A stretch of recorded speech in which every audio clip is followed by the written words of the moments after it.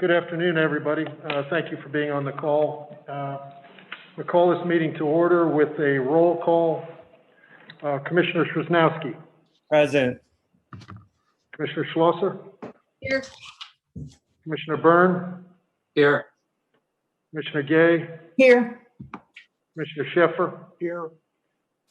And Commissioner Coluzzi will not be on the call. Unfortunately, she's out of power. So thank you all for being here. What I'd like to do is typical, we did not have a mayor's call this morning with the governor, but the governor did have a press conference, and I've got a couple things to go over with from his press conference, and then turn it over to the city manager for a brief update on the city, and then turn it over to the commissioners for discussion.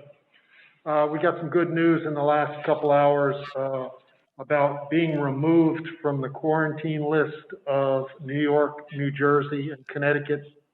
If you recall, basically what they do is they put out their list on a weekly basis, and it turns out to be Tuesdays.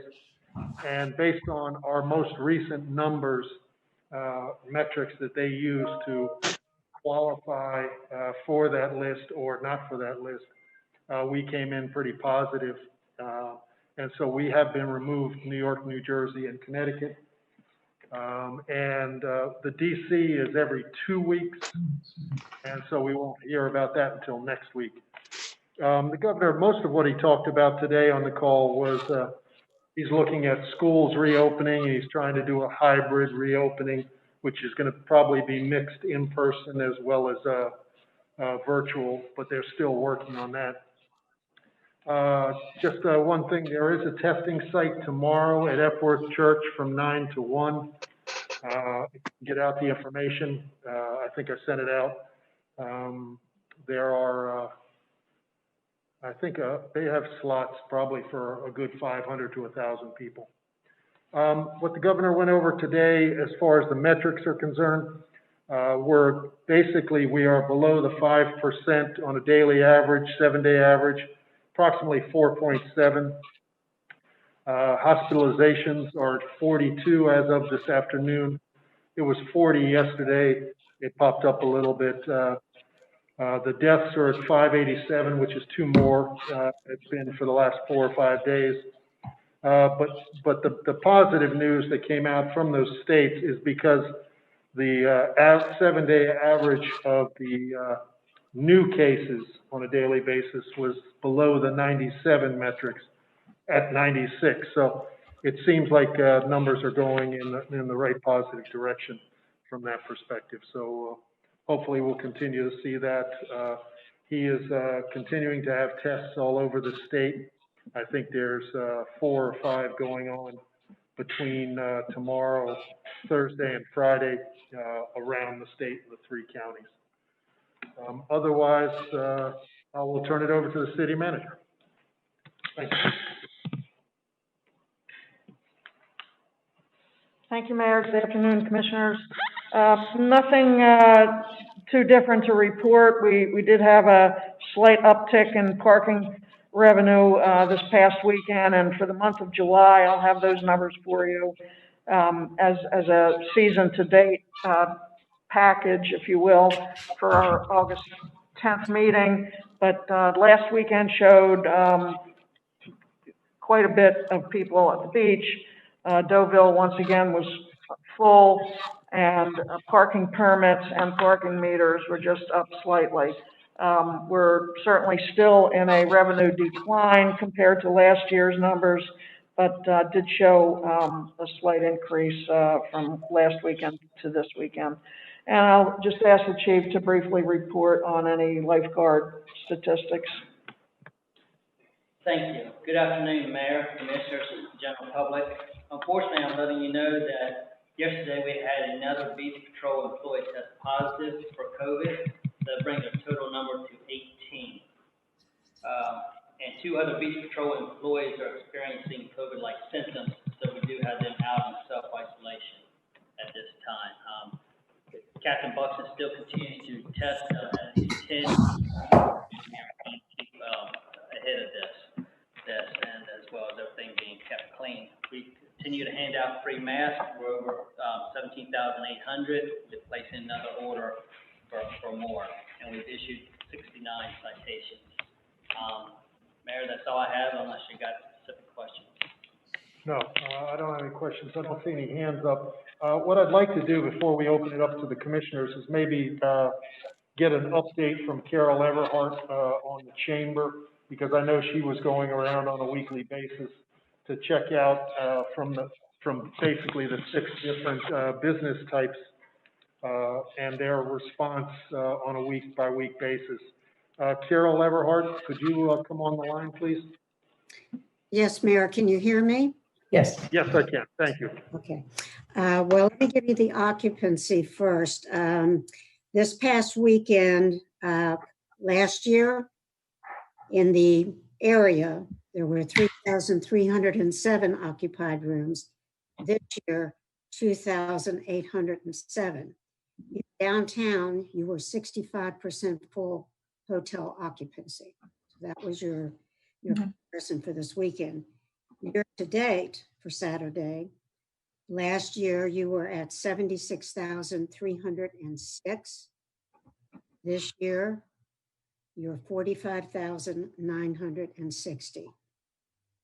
The Wednesday comparison, year to date, 2019, 49,517. 2020, 32,590.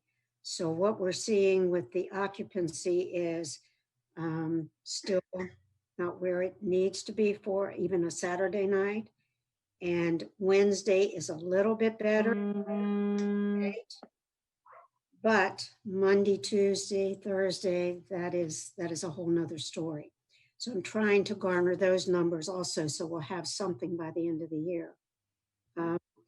As far as downtown, the appearance was, and based on the occupancy, the appearance was it's more day visitors than overnight visitors. There was a slight uptick with some of the retail as well as some of the eateries. So that was a positive. As far as anything else, we were at request, we were able to push out through a blast that the businesses downtown could still apply to the city if they wanted expanded outdoor space. And we also did include, that the testing was available tomorrow at Epworth. That's basically what I have, Mayor. All right, great. Thank you very much, Carol. I appreciate that. Commissioner Schlosser, you had your hand up. Yes, thank you, Mayor. 2 quick things, feedback from citizens, and I think you all have these notes, but one is, and like the one to discuss, and then one's for the city manager specifically. So the city manager question is, and this did not come from the owner of Fable, it came from some constituents who were asking them, I guess, kind of on behalf of Fable, if there's a way to somehow allow them to have more outdoor seating, like perhaps, move the handicap parking space that's currently in front of Fable that's restricting their use or expansion of outdoor dining, or something along those lines. So I just I know they've requested that before, and we denied it. Or denied, expanding more than they already have. So I just wonder if there's a way, again, it's based on their fans in town asking this question, if there's a way to go back and work with them, maybe move a parking spot or something. So I don't know, Sharon, what's your thoughts there? Because we were asked to bring this up today. So you said that did not come from the owners of the restaurant? Not this time. I know they submitted a request like this a while ago, and it was denied, and they were just told they could put up small tables in front of the restaurant. So I guess if they came forward and made if Fable actually then came forward and made a formal request, could the city work with them to somehow maybe shift the handicap space or something to accommodate or allow for more outdoor dining? Yeah, all they should, submit another request, to Dennis, and Dennis will, take it through the proper channels, and we'll look at it again and see if there's a way to move that. Okay, all right, I'll pass that on. Edward, I think you were on that string as well. Did I cover that? Yeah, you did. Okay, so we'll pass that back. And again, that didn't come from Faithful, that came from their fans. So, but we'll pass it back to them. The second thing, and this is more for a broader discussion, obviously, and it's, I think we all got the note from, I think it was Katie from Shore Break. And that was for us to consider making all day Monday, meterless Monday. So it's truly an all day, or perhaps even adding other days. So I did want to have that discussion when the time is right to see if there's a desire to do that. So that's my two comments and feedback. I believe that was Kelly Munyon from Nicola. It was. Right, Kelly. Okay. Anyway, I just thought we should bring that up and perhaps discuss it and see what the chances or possibility is. And remember, I think when we were having the discussion previously about meterless Monday, whether it was 5 to 10 or 4 to 10, a discussion did come up, but it seemed to be the consensus of the commissioners at that point in time that what we were trying to accomplish was for the patrons of the restaurants and the shops in the evening walking around 4 o'clock so they can get the happy hour and so on and so forth, versus the people that are typically parking on Rehoboth Avenue between, say, 10 and 3, which I would say are probably 90% beach goers. So that's what the discussion was, and we can have the discussion further today later. Sounds good. Thank you. Commissioner Gay. Yeah, actually, that was not what I was going to speak to, but since that's the most recent topic, I'll just mention, yes, I recall that as our consensus as well, that we didn't want to provide free parking to those coming to the beach for the day. But I will also add that there are probably some businesses that are breakfast and lunch businesses that don't derive any benefit at all because it doesn't start till 5. So in that sense, it's a little unbalanced into who it benefits. I will also note, though, that Bethany recently provided free parking on Tuesdays, and they're doing similar hours. They're doing 4 to 11.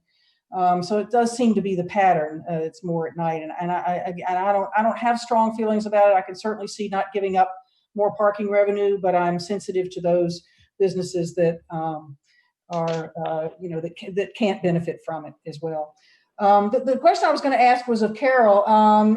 Thank you for the occupancy stats. It's good to know that, and that there are some more people in town. Do you have any sense of business from last Monday, and if there was any uptick from the free parking last week? Honestly, it was a mixed bag. I only checked with half a dozen. It was a mixed bag. A few did a little bit better. Thought there was a few more people in town. Mm-hmm. So, if it helped a few, that's a good thing. Okay. Thanks. That's all I have. Thank you. Commissioner Byrne. Thank you, Mayor. Yeah, one of my 2 items is the same that we've just been talking about, the all-day meterless Mondays. I think we should discuss a little bit longer. I've heard from a couple of other business people also that they think that they could benefit from it. Indeed, there are a lot of beachgoers that are here on the nice day Mondays.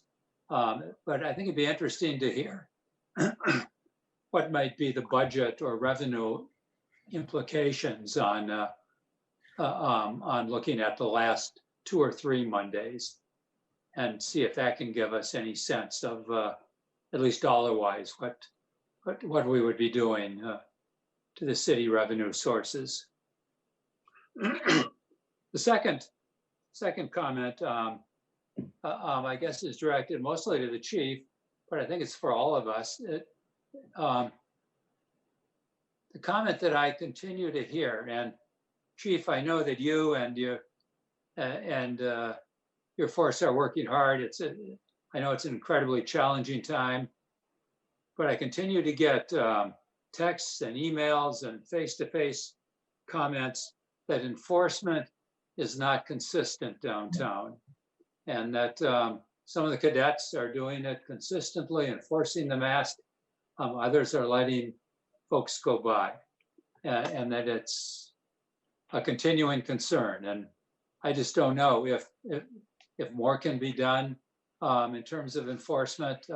Certainly, there's a range of people out there that feel that more can be done.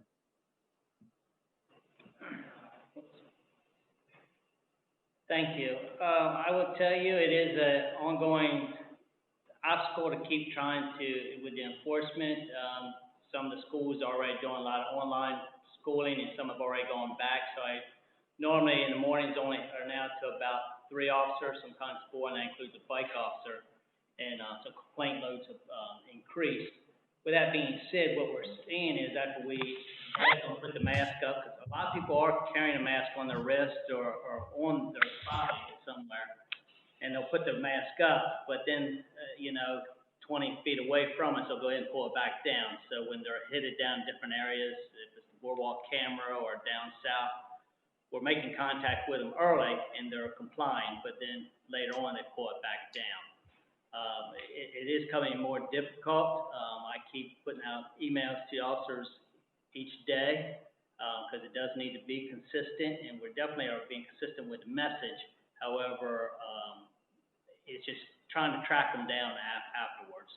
I feel like a broken record, but more and more people that we're getting in contact with is being combative. We're seeing more altercations as far as yelling at the officers, and that's fine. Or other people are having arguments amongst each other, saying make sure you put your mask on, and others are saying I don't want to, not going to comply, and things like that. So it is coming challenging. I definitely hear you. I definitely see the emails and try to write back.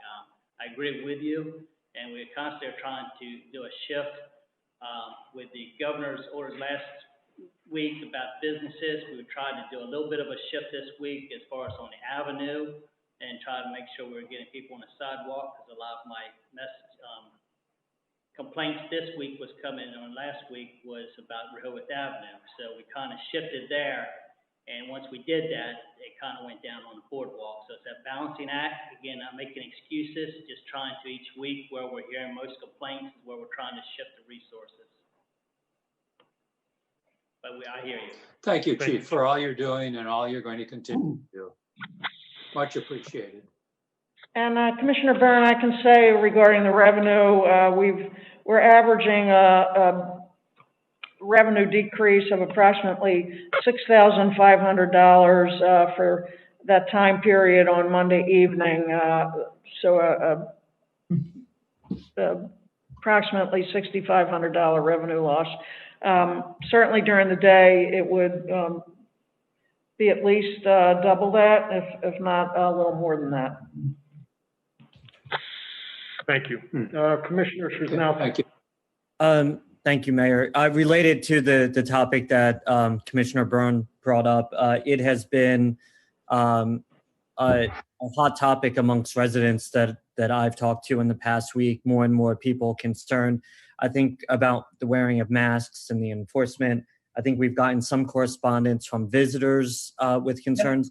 I guess my question is for the chief or the city manager is, can we bring any state resources in to maybe do some spot checks, some spot enforcement? I know the Department of Health was going around doing spot checks for businesses. Could we get someone to do something similar on the beach or the boardwalk in Rehoboth Avenue? I do think that the chief is doing everything he can with the limited resources. So I guess my question is, can we get some state resources to help do some spot checks, some spot enforcements? So I know that the chief probably has more to say about this, but as far as other agencies coming in here to help us, I think they're pretty much stretched thin as we are. I know we've requested additional enforcement in the evening hours for alcohol from the ABCC, and they're not always able to respond as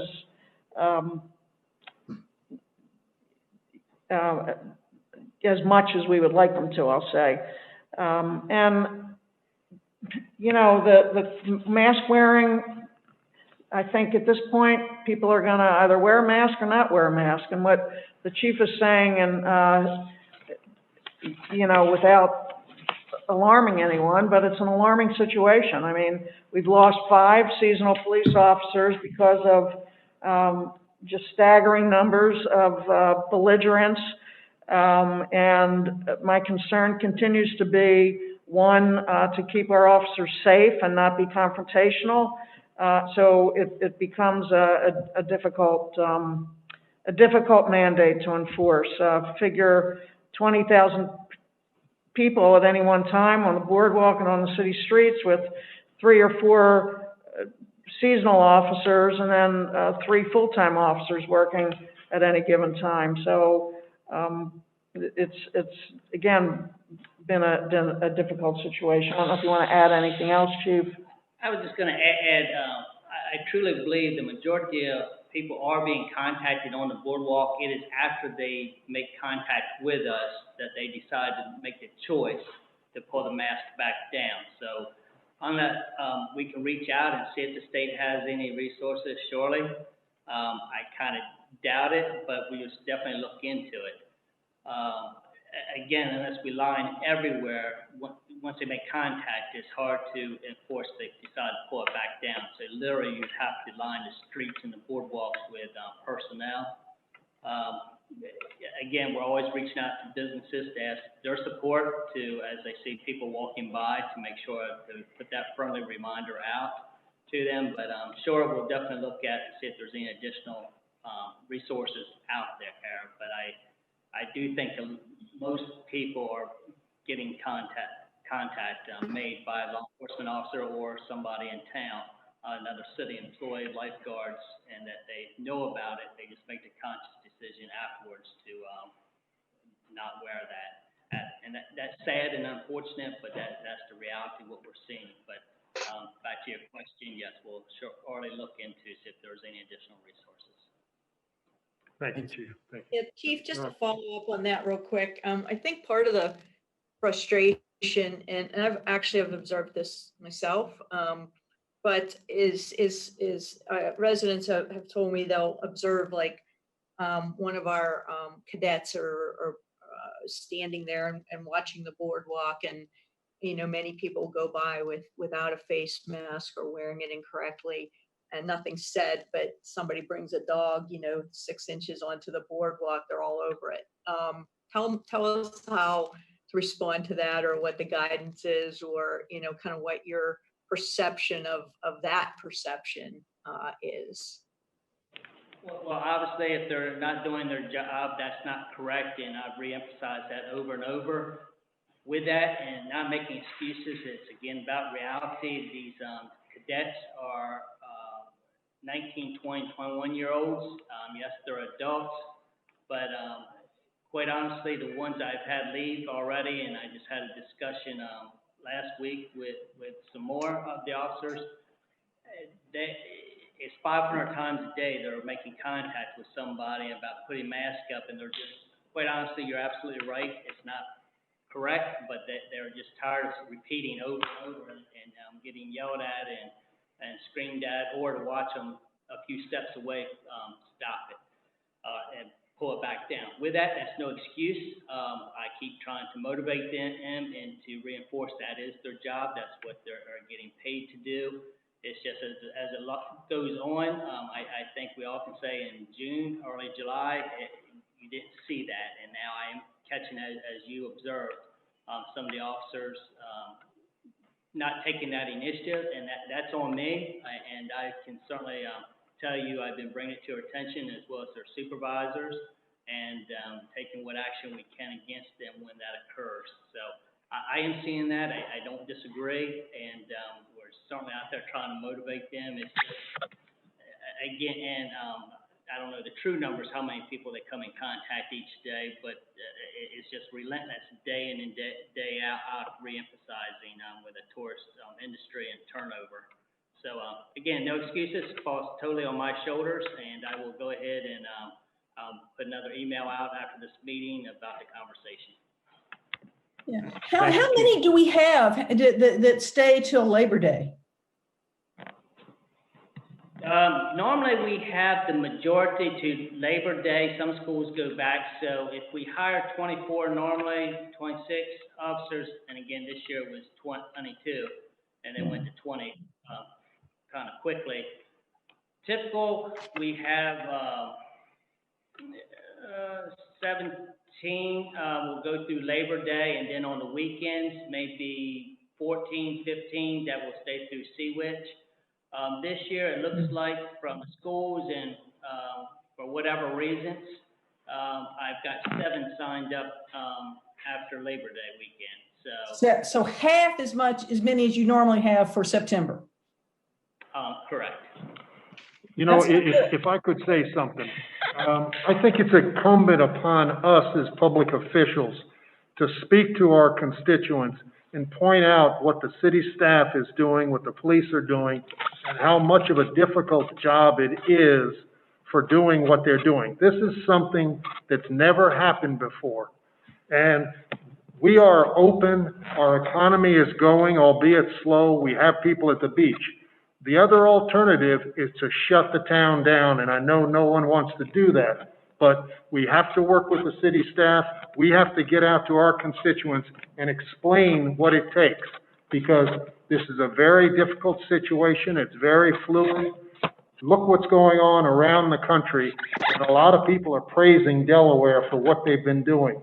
And so I think we need to go to our constituents and pat our staff on the back in front of the constituents and just tell them they are doing what they can do with the limited resources. Isn't that in large part why we have a full-time communication director, is to also put out continuous communication regarding what the city is doing? I really thought that's why we have a communication director, in addition certainly to us. I mean, and I answered the way the chief says. I don't, I say we were short, but it seems to me we could be doing a better PR job, better and more consistent and more continuous communication along what the lines of getting out what Chief was saying. That's what I thought we had a highly paid communication director for, in part. So. And if I can interrupt you, that is what's going on. That's what goes on with the website. That's all the blasts that go out on a weekly basis, reporting on what's going on, not only in the city, but throughout the community. And I think that information is getting out there. I think it's incumbent upon us as officials to walk the boardwalk, walk the streets, and if somebody emails us, have an explanation for them rather than, yeah, it's someone else's fault. And yeah, they should be able to do it. We don't have the staff this year that we normally do. And even if we had the staff that we normally do, I don't know that we could handle it much different. And again, I'd like you to focus on what's going on around our country. And around our country, it's a lot worse than we are here. And, we've got to continue to focus on trying to get this better. And I think the city staff is doing that. With that, maybe we go to whoever wants to speak. Did Tom Evans, did he ever come on? Tom Evans, would you like to speak? I'm going to pass for Sturgis for here. Here she is. Yeah. Thank you. Hi, Paul and commissioners, and thank you. I just have been listening to everything, and I just want to say, Paul, I think you're making a terrific point. And, another thought that came into my mind is I was reading in the paper today about how to try to get people to wear masks and that they're kind of polite ways to do it, just kind of, I notice you're not wearing a mask, I'm wondering about that. And it's just kind of it's sort of a shame and maybe an awkward situation, but it would be super if the people who are residents here in town could kind of somehow be ambassadors if that's what they want to encourage folks to do. But I also definitely appreciate the point that you're making, Paul, that Delaware is definitely doing better than so many other states, and I think we're doing darn well. Thank you. I'm back, Paul. Just want to echo something Sturgis said, and I've been trying it occasionally But at my own peril, trying to size up who I'm about to kindly ask, do they know they need to mask on? And when I've been lucky enough to say it at the right time, the response is, oh, I forgot it. Oh, and then they'll pull it out of their pocket. How long they wear it is, who knows, as long as I'm watching them, but I'm not going to ask them again. But I think we can size up sometimes. I'm not profiling, but I know people not to ask about that in some cases. And especially if they're really big and strong, I'm not going to be doing it. I can run, but I'm not going to run that fast. But it is I would not want to be in the seasonal officer's shoes. I've watched them every morning. I make my loop around Rehoboth Avenue, around the bandstand, sit for a while at the end of the bandstand and watch, hopefully a seasonal officer standing somewhere nearby. But I'll tell you, and I think the police chief probably said this and other people, is if I don't see an officer, I see many fewer masks. And it isn't even that they necessarily made contact. If there's nobody watching, I guarantee you there'll be fewer masks on the people who really don't want to wear masks. It's only the people who are just mildly confused at the moment or forgetful. Those are pretty much the only ones that are going to put masks on and wear them for any period of time. Everybody else is making a political statement by not wearing a mask, and you're not going to convince them to wear it for more than a couple of seconds if you're a police officer. So those are my 2 cents worth, and we only have probably another 4 weeks of the hard part of the season. I hope that we can at least stay ahead of the curve on face masks and good numbers in testing, which is the most important. And I think that's it. Thank you guys for all your hard work. Thank you. Before I go back to the commissioners, Carol, anything from your perspective on the business side on the subject? Well, I can tell you that today on a Association of Chamber call, which had Albert Shields and Damian Stefano and Jamie Mack, who is the Chief of Health Systems Protection. And he was on the call to let the business community know that health enforcement is something that they are creating a plan to do. It's going to be rapid. It could involve anything. The main thing was wearing a face mask, and it could involve a fine. It could involve actually closing a business if the business is not responding to a complaint. In the midst of that call, the conversation went towards individual responsibility. And the request was really that if the health department is going to request everyone, and they should, to wear a mask, then the communication needs to be not just to the business community, but to the public. I think that was met with consideration, serious consideration. And we are to talk again next Tuesday. I believe he will have some kind of a plan. But the state would be, if they follow through with, as the conversation went, the state would be messaging individual responsibility in wearing these masks and some kind of an enforcement for all. So that everybody's aware, whether you're walking the boardwalk or you're at a business, you should be following the rule. That's about what I can give you. Well, that's very helpful, Carol. Thank you. And I'm sure that's not just something for the next 3 or 4 weeks while we're busy down here in the beach communities. I'm sure that's probably the case throughout the state, because I think that the governor is trying to push the numbers lower. And as they get closer to Labor Day and opening up schools, I think that's going to be something that their focus is on, is the mask wearing, social distancing, but more and more enforcement, because again, I don't think he wants to go where a number of these other states have to go as far as hospitalizations and as far as stepping backwards rather than forwards, because I think he is trying to make the move forward. I don't know, getting into phase 3 as of yet, but he does want to open up the schools partially, and that's what they're working on now. And I think that would take enforcement throughout the state for that, but thank you. With that, do we want to go back to the discussion of the meterless Mondays, or keep it the same. Again, I think, as the city manager said, you know, the limitations on the revenue, it's probably twice as much during the day because of the beach people, and they're staying for more hours than at the nighttime.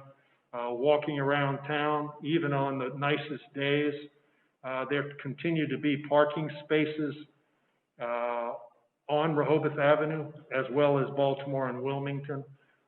So I don't know that having the meters off are going to bring more people into town. I think there's plenty of parking spaces, especially on a Monday during the day. But I do think that it helps in the evening. I think it's something that works in other communities. And I think Commissioner Gay mentioned about Bethany doing it the same kind of time periods. And I believe Dewey does the same thing, although they do it 2 or 3 nights. But I think they do it from 4 or 5 o'clock till 10. And they have their meters, I think, even much later than 10. But that's my point. Any thoughts on that? Okay.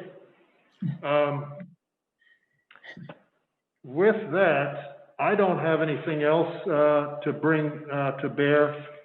Next week, I think I've emailed all of you. We do have a commissioners workshop at 9 o'clock on the 10th.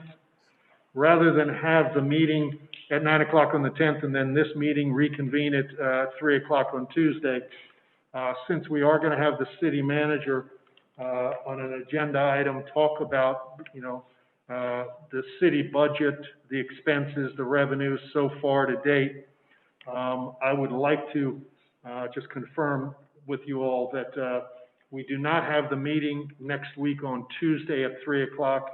But the discussion will take place during our workshop agenda. Yep. Okay. I'm seeing Great. people nod. Yep. And that way, you know, rather than having 2 days of having the staff and yourselves on a call, we avoid that. Let's see. I think we've covered it.